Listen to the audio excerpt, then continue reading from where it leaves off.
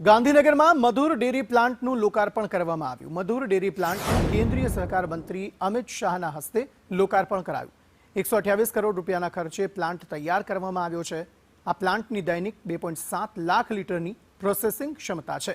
તે ઉપરાંત 5 લાખ લીટર સુધી પણ ક્ષમતાને વિસ્તૃત કરી શકાશે। મધુર ડેરીનું વાર્ષિક ટર્નઓવર ₹628 કરોડ જેટલું છે। આ નવો પ્લાન્ટ બનતા દૂધ ઉત્પાદકોને પોષણક્ષમ ભાવ મળશે, સાથે જ 75% નફો ખાતામાં જમા થશે। શ્વેત ક્રાંતિ માટે આયોજન જાહેર કરવામાં આવ્યું। દૂધ ઉત્પાદન 3 ગણું વધારવાનું પણ આયોજન છે। लगभग 128 करोड़ના ખર્ચે 15 એકર જમીન પર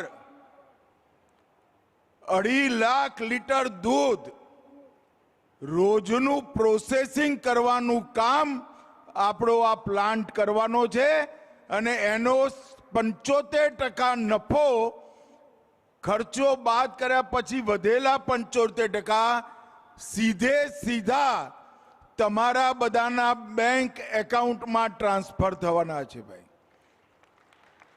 એટલે છાશ પીવાવાળા, દૂધ પીવાવાળા, દહીં અને ઘી ખાવાવાળાને જે ફાયદો થશે એ થશે, પણ સૌથી મોટો ફાયદો સામે બેઠેલી મારી પશુપાલક માતાઓ બહેનોનો થવાનો છે।